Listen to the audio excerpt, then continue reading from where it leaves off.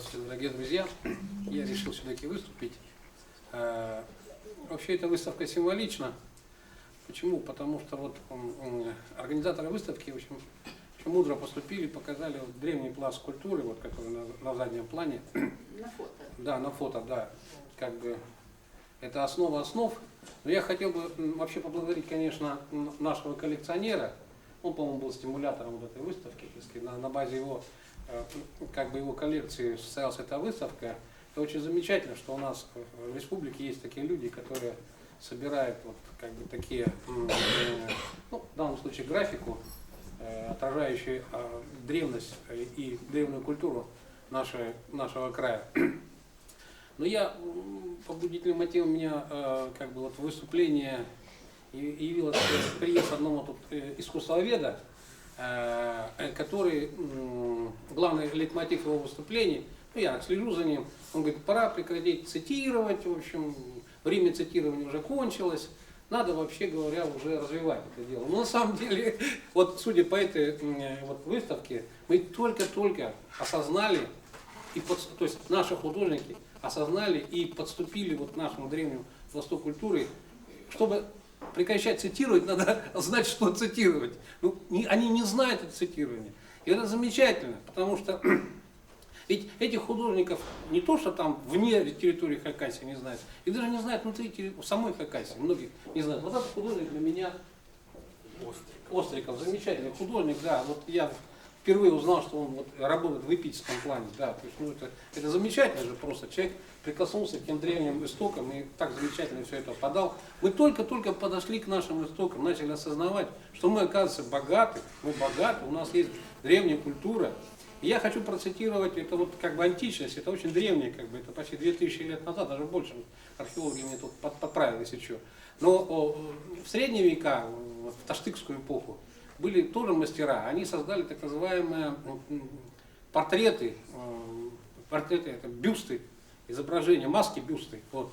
И Киселев по этому поводу писал, что таштыкские художники превзошли своих западных товарищей, потому что он в 1956 году это написал, потому что они прошли великую школу уно-сарматского, скифо-сибирского звериного стиля. Я привожу это для того, чтобы показать непрерывность развития. Вот древний пласт культуры, потом средние века и современность. Но мы только сейчас начинаем осознавать, что это наш багаж, наше богатство, наш потенциал, который позволит нам продвинуться. Потому что в любой профессиональной деятельности человек дорастает до определенного уровня, он становится профессионалом, но у него еще должна быть тема для своих исследований. И в этом случае вот очень органично смотрятся работы Сагалакова, Гоши. Ну, я просто удивлен, вот эти вот сумрачные всадники, вот они вот такие, как бы где-то там вдали смотрятся, и это может только домысливать. И вот он, смотря на все это, вспоминает, зов предков в нем говорит генетически, и он начинает это изображать. Ну, замечательная работа, я просто их не видел, я этому очень удивлен. Многие работы, конечно, я видел, графиков почти всех видел, но в живописи еще только предстоит. Поэтому я поздравляю вас всех с открытием выставки и поздравляю наших художников, и считаю, нужно побольше обращать внимание на нашу древность, на нашу античность, на нашу... Ну, этнография всем известна, всем понятно, но надо идти вглубь, черпать вдохновение в тех древних произведениях, гениальных произведениях, которые оставили нам далекие предки, и там искать свое вдохновение. Поздравляю вас всех с праздником.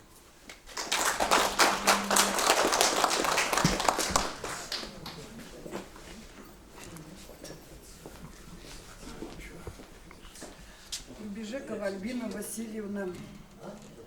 Я из потомственной, так сказать, не знаю, продолжать ли полностью, имею право или нет ли, но Петра Васильевича Курбежекова, Анна Васильевна от Анны Васильевны записали эпические произведения. Исполнять на читхане нельзя женщинам, да, я и плохо играю на читхане, но, видимо, больше никого, не на кого было возложить вот это.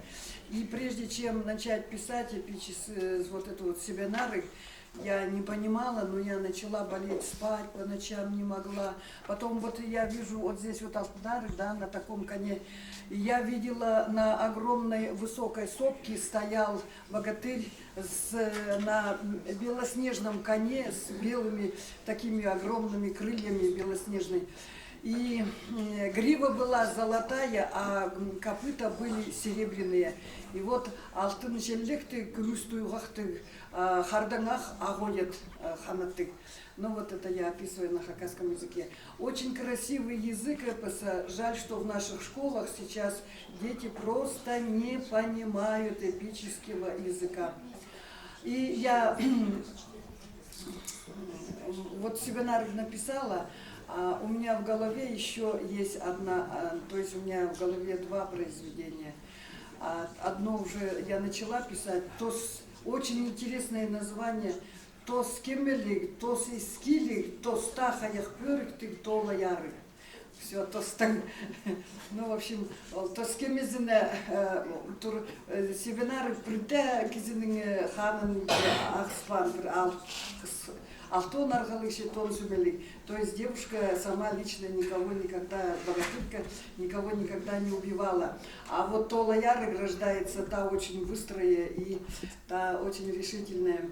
Здесь она имела волшебную силу, она превращаться могла в разные, в общем, в разные виды там и животных, и во что угодно. И могла, что в сознании у других богатырей, могла выведать и выудить.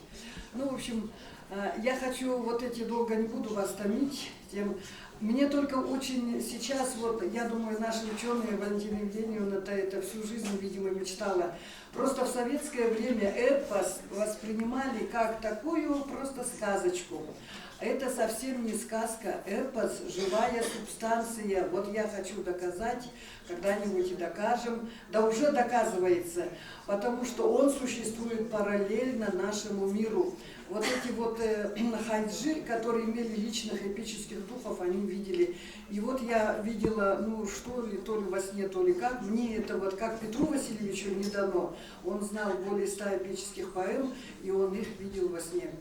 Я хочу, вот мою книгу оформил Алексей Топоев, я хочу нашим художникам подарить мои книги Виталию Николаевичу Козласову и Георгию Николаевичу Сагалакову, я хочу их подарить. Возможно, очень интересно, я даже теперь сама удивляюсь, что я написала вот это. Но это сам не придумаешь, и это приходит. Но, думаю, из этой книги они могут даже другие рисунки сделать, потому что на одном дыхании я была после операции на позвоночнике, мне нельзя было сидеть, стоя писать я не могла, писала лежа. В общем, я начинала, когда писать семинары, муж мой изрубил мою общую тетрадь с началом.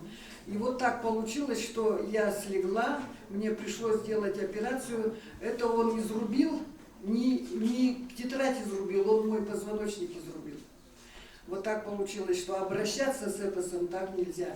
И вот мне позвоночник, когда прооперировали, я лежа писала с сентября по декабрь записала вот это, потому что медлить было нельзя, если я не пишу, я не могла ни спать, ничего не есть, меня трясло.